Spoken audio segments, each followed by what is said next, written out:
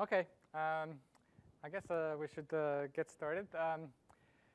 My name is Zoran Popovic, and I'm a professor at the University of Washington, where I run Center for Game Science. I'm also recently founded an Engage Learning, a company that's trying to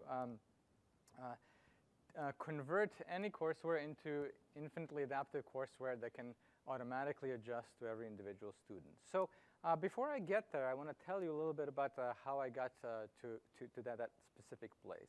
And about 4 years ago or something, I was kind of trying to think about how it would be possible to create a learning environment that can create inspired learners and world-class experts. Namely, how can we somehow, from scratch, be able to create people that are just capable of doing the amazing thing that we know people are doing by learning through basically something that truly would be inspired, and that inspired thing actually ended up being the key word. So in many ways, if you look at sort of the standard process of education, what at least in terms of boxes, I try to turn into this, namely put the engagement first that leads to expertise and knowledge and discoveries. Now, of course, this is all fancy and nice little boxes, but it seems pretty impossible. So I'm here to tell you that it is possible. How many of you have heard of the game Folded?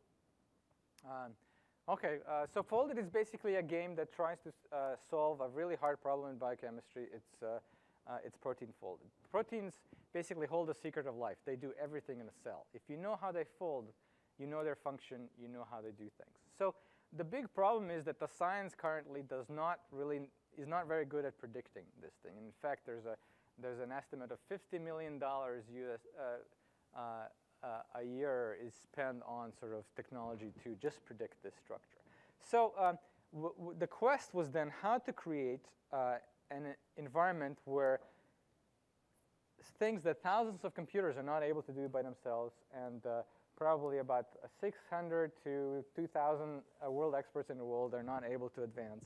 How can we change that very quickly by involving much larger number of people? Of course, they need to become experts somehow. And what we did is basically try to create a game-like environment that will enable us to develop such experts.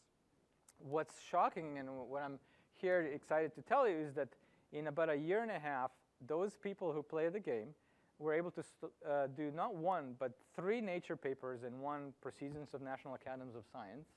And just to give you an example of what kind of discovery this is, one of those is basically a particular type of HIV virus that scientists didn't understand, couldn't predict the structure of for 13 years. They've been working on it for 13 years. They contacted us. We presented this to our game develop experts, and in 10 days, the structure was discovered. Okay? It took 2 more weeks to be confirmed in the laboratory, and then ultimately published the paper.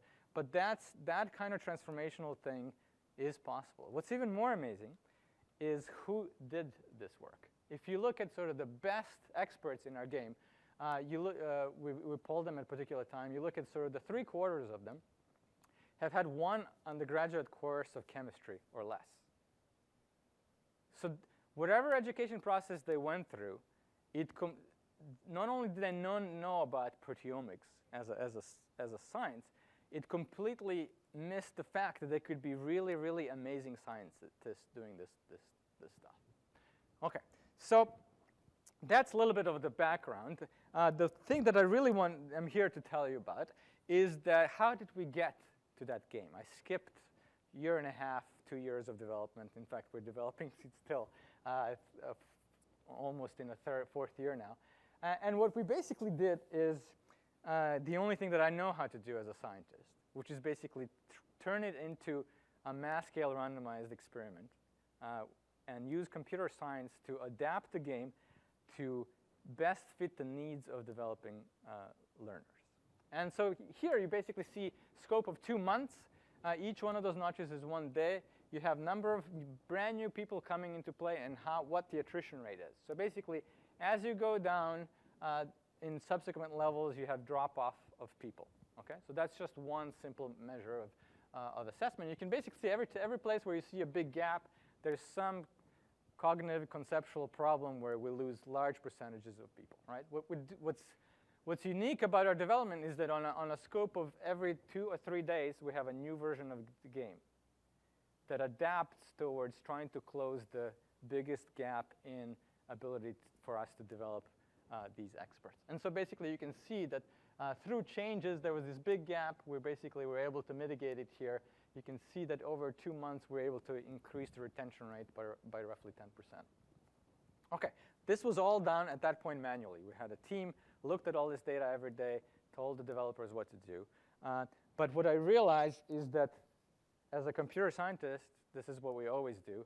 How can we do this automatically? And it turns out there is a way to do this. So that's what I'm going to tell you about today. Specifically, when we try to sort of develop an adaptive thing, the first question is, what do we want to optimize for? And oftentimes, let's just say, well, let's just get these kids to learn stuff, right? It turns out that that's a very, very complex proposition because we're all humans. And humans are not machines. There's a very specific way in which engagement must be considered at the same time. And that's one of the key things that I realized early on is that you can actually have relatively inferior courseware. If your engagement is right, it could still produce better results than much better courseware where somebody straps you at the chair and makes you do it. Okay? So now the question is, how do you juxtapose the dual objective of these two things that you're trying to do together? And of course, when I looked at, folded was one thing. It's a single instance. But now, if you look at the education, you sort of see interest in STEM.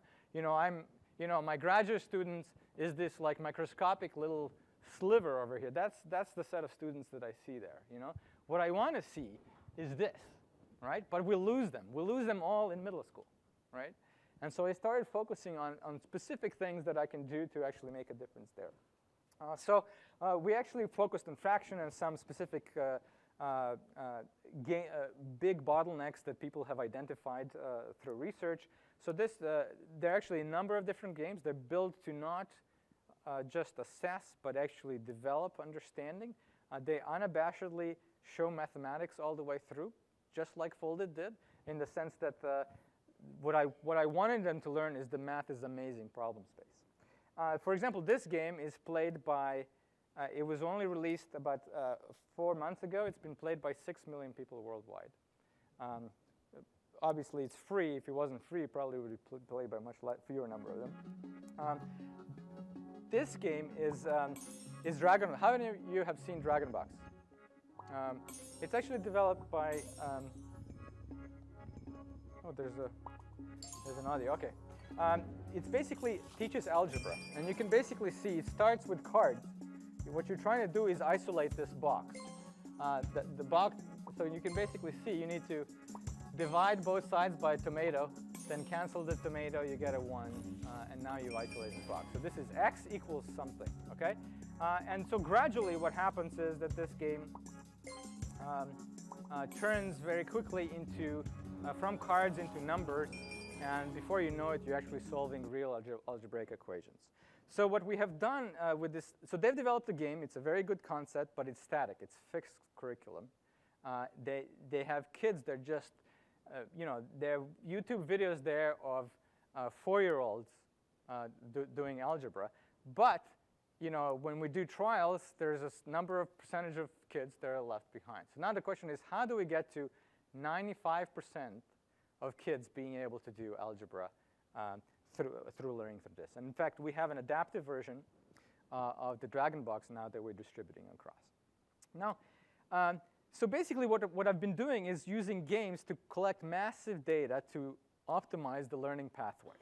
And if you think about sort of engagement itself, and you think about, well, let's just do what the game designers do. And that's kind of what I started looking at first. What I realized is that because they're mostly developing their expertise through sort of designers, they don't always know the exact truth of the engagement itself. So here's an example. Imagine all these little coins that you see in different games. So you can collect them. You don't have to collect them. They're optional. Okay?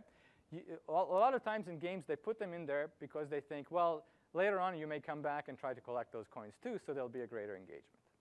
So you would expect something that over time, percentage of players would drop slower if you have all the extra objectives in there.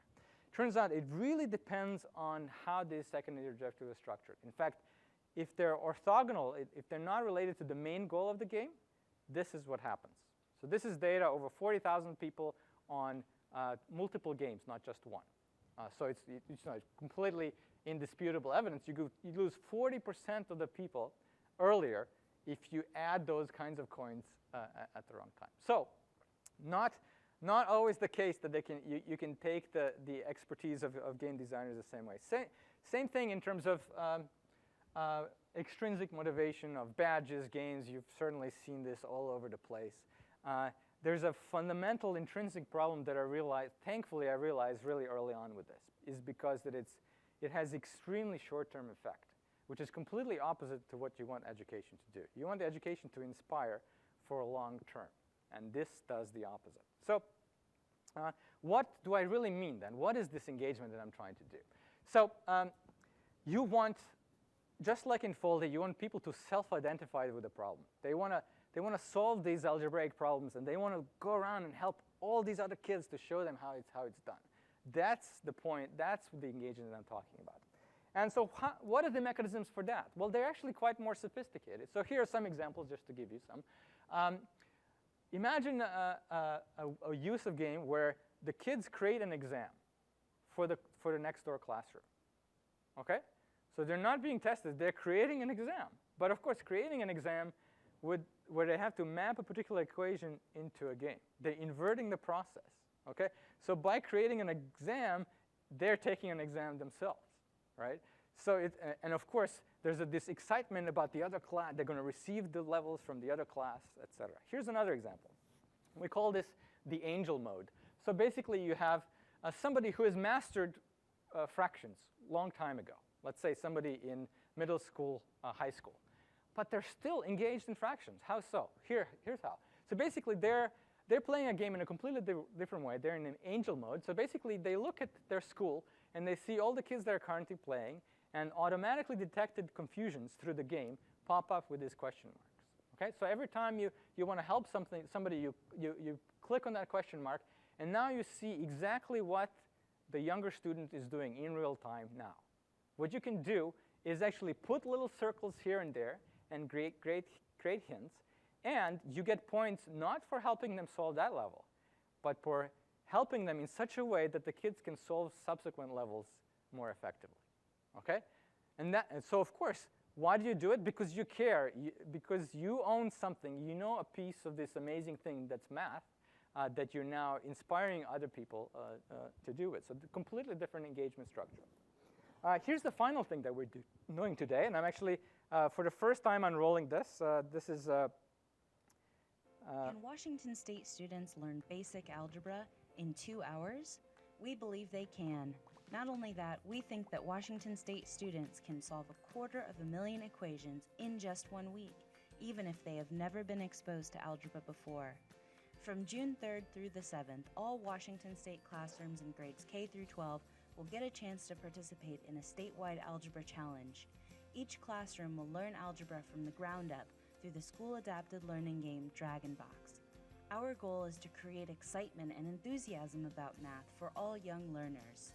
All participating teachers will get free access to the school-adapted award-winning algebra game DragonBox, together with teacher tools and support resources.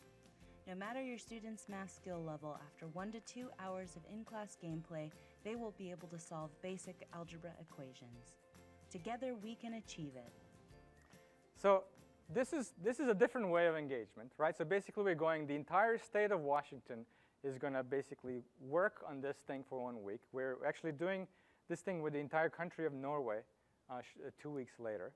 And if anybody is interested in helping us do this on other states or sponsoring doing this elsewhere, please let me know. I'm really excited about it. Of course, so there's something about this particular intervention that can be done even by early grades. And this is one thing that's exciting. We actually, every classroom, every teacher is entering the competition, and they're not winning by the greatest number of equations, but by the greatest percentage of students who are able to solve a particular simple linear equation. We're not, of course, doing the entire algebra in 2 hours. We're doing a simple subset of this. So basically, we're trying to get to that over 95%. Can we do that with second graders?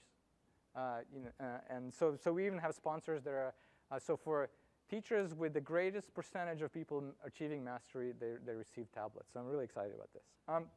OK, so that's the part of the engagement. The other part of the equation, as I mentioned, is specialized pathways to mastery. And so I'll tell you a lot more about this thing. But you want to specialize things. We've heard in this conference a lot of things about specialization. But you can specialize in many ways and not know whether your specialization is helping or hurting. Or if it is helping, to which extent is it hurting? And that always bothers me. So basically, what I've been trying to do is basically see how much can we, what's the maximum adaptation improvement for everybody. And so here's something just to chew on for a little bit. This is an analysis over hundreds of thousands of people, different versions of adaptive, automatically adaptive courseware versus compared to the 0, which is random assignment of, it's a ordering of concept in this case, right?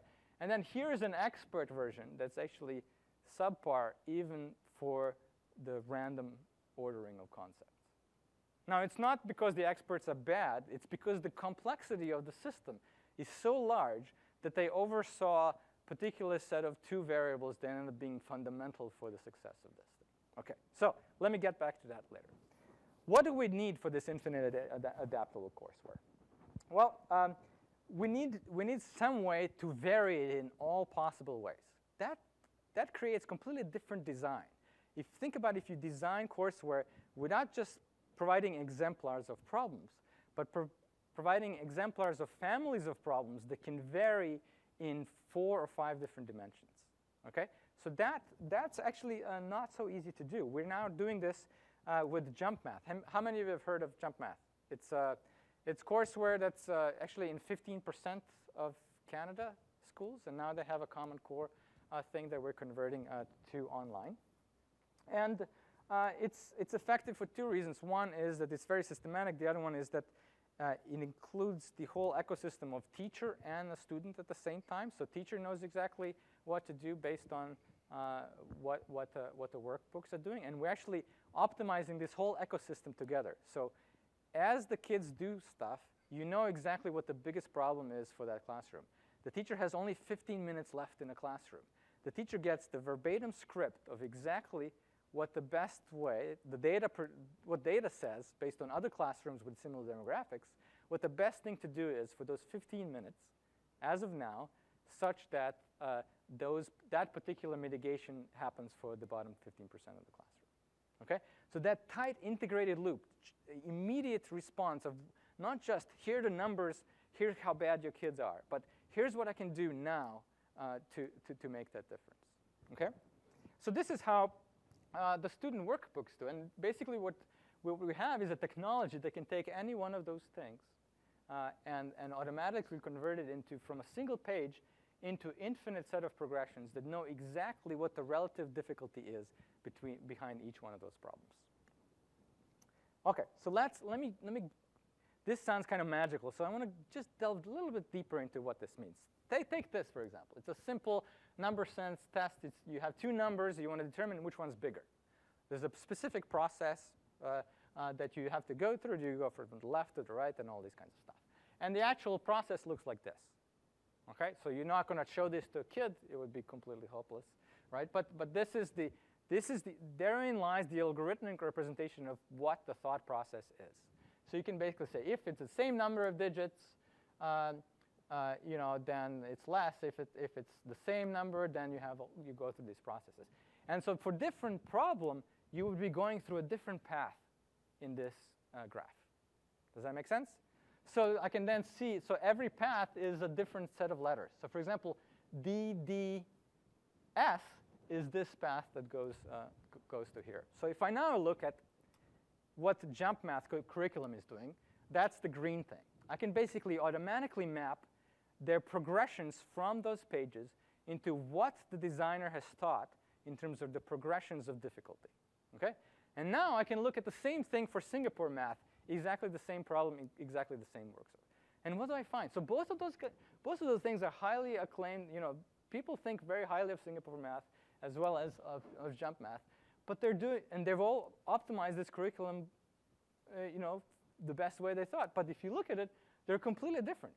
They don't even visit the same state at all, right? So there's basically some states that they visit together, like this DDG. But for example, that DDS over there, it exists in one curriculum, but not in the other, completely. Why? Is it necessary? Is it not necessary? We don't know. But what we can do is basically explore the space of the entire coverage of this space. And we can know what's missing in every curriculum. We can know whether it needs to be missing or not. And most importantly, we can then automatically generate any variety of all of these scaffolding problems. Okay? So that's the underlying paradigm that allows us to have the parameterized variation of everything else that we do. Okay. Let me try to do a live demo. Always the famous last words. But here's an example of another one of those representations. So in this case, it's not a graph. This is subtraction of two numbers. Okay. So all these things about carrying, borrowing from somewhere else if you need to subtract, it's all embedded in this representation. This is enough for me to automatically generate dynamic instructions of what I should be doing to subtract numbers. Let me show you what I mean by that. All right, so let's take let's take something simple first. Oops, my screen is too small. Okay, so none of this was coded. This all came from the description of how to subtract two numbers through this code. So basically, it's basically saying top, bottom, result, set result to bottom, top to bottom, and it's done. So let's now make it a little bit more complicated. Let me make this, and then make this, reset.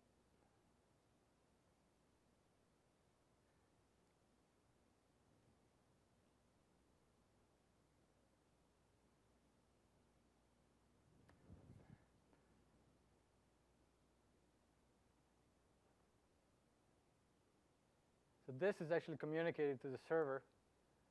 I wonder if my network.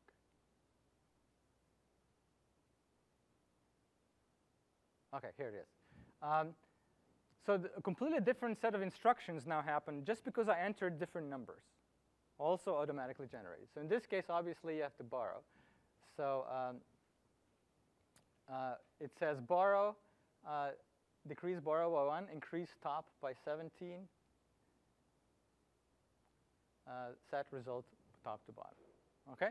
So for any new problem, I automatically have automatic explanation. And of course, okay, so you can say, okay, subtraction, it's a relatively simple number, a simple procedural process. What I want to tell you is that it works for highly complex problems. So in this case, let me just make it full screen. In this case, this is a highly complex puzzle game with automatically generated explanation of exactly what you should do in terms of thought processes you should be going through. And it works for any particular level that then ends up being designed. And it directly comes from automatic generation of these kinds of problems. So what's nice about this, of course, I can play this thing back.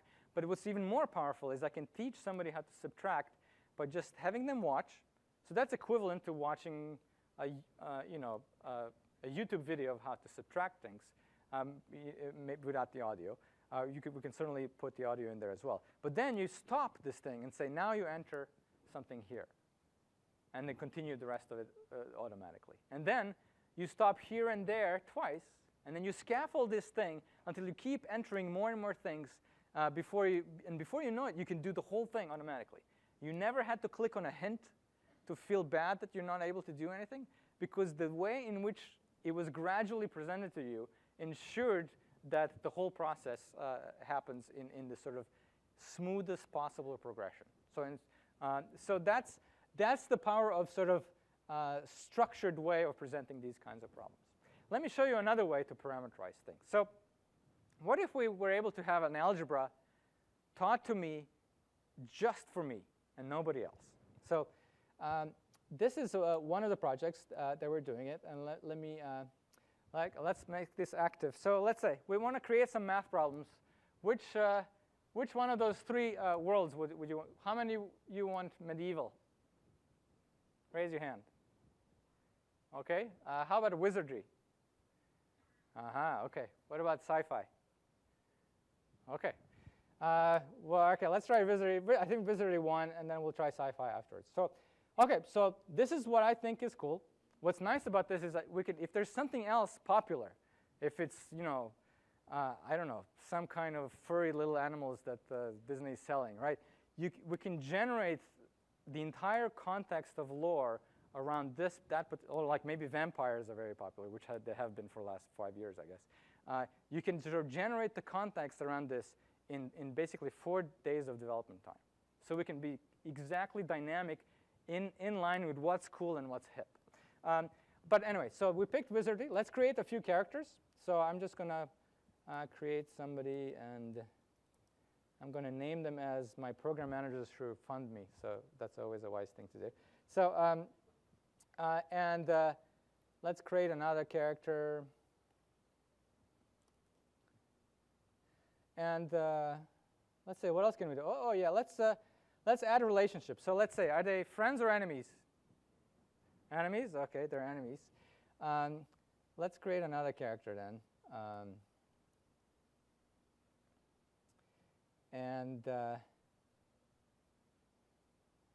Let's just say Bob and Emily are friends.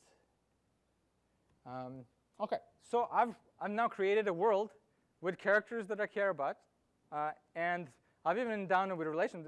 There's just a simple set of relationships, but there's actually a much wider set that we can do. And let's say we now want to sort of we want a set of problems. And let's say I'm going to make a problem that's going to be something like y plus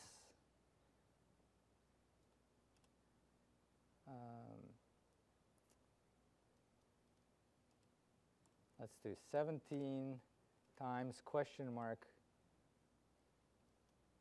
plus question mark. Question mark means anything can be there. It can be additional expressions, whatever.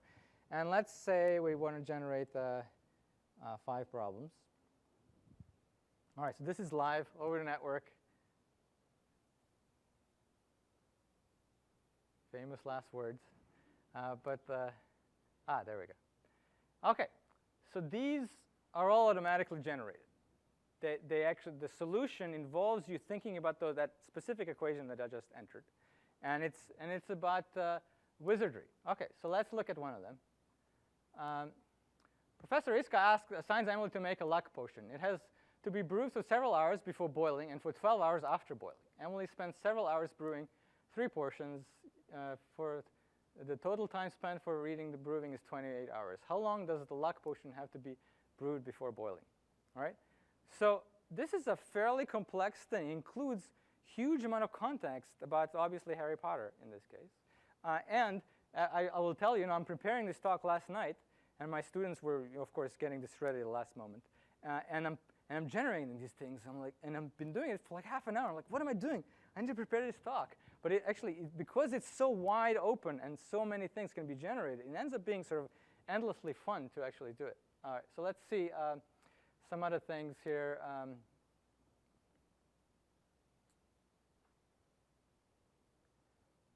Charms. So you can see the concept. So there's a potion. There's charms. There's Kidditch.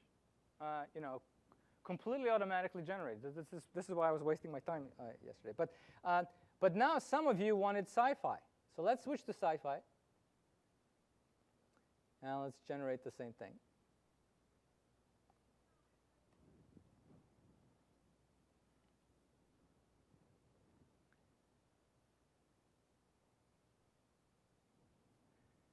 All right, well now we're in a completely different world. Istanbul in a planet system ZF451 has 4 planets. They have 83 kryptonite fields and 12 polonium fields each. Space-pirate Emily wants to conquer planet. She's an adversary. How many fields will this space pirate require? Right. So, and you can see basically those numbers I entered, 17 or whatever, they don't appear here in the obvious way. They appear in the way in which the solution needs to be happen. So there's a very complex process of synthesizing the math thinking that goes around those equations and then generates those specific things. So this is what I mean by infinitely adaptable courseware. Okay. What's even more exciting about this is that we can basically, what we're now generating is the set of stories that we can do. So basically we have the entire set of arcs that we can generate on a set of things. So the last thing I want to tell you about is that what we can do with this adaptive software. So here we have basically in vivo courseware adaptation. So not an expert adapting the code, but actually courseware itself changing by itself. And here's how it works. Basically, you have this is a sort of figurative representation of the courseware. The courseware is parametrically adaptable, so it decides to vary certain things, in this case, switching these two concepts, introducing a new concept before the next one. And then we introduce these things and completely randomize assigned tests to 100,000 students each. Rather than 2 years later, we actually, 2 days later, we figure out that this one is the winner, which then spawns itself off into next set of variations that evolve over next 2 days. And so instead of evolving the optimal pathways over years and years, we can do it over months if we have the sufficient number of students in this process. And so both in terms of turning courseware into infinite adaptable courseware, and in terms of automatically adapting to each unique student, we have this whole process done in a completely automatic way. And that's exactly what this engaged learning organization that I've started is trying to do. Thank you.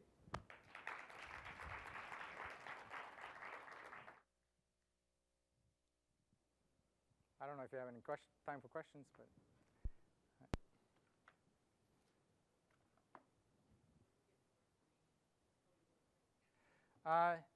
Yes, my name is unique enough that it should be relatively easy to find me. But yeah, if you're interested in helping out with some of these national and statewide challenges, or turning your courseware into these adaptive forms, just send me mail. Zoran@nlearn.org is the best way to reach me. Thank you.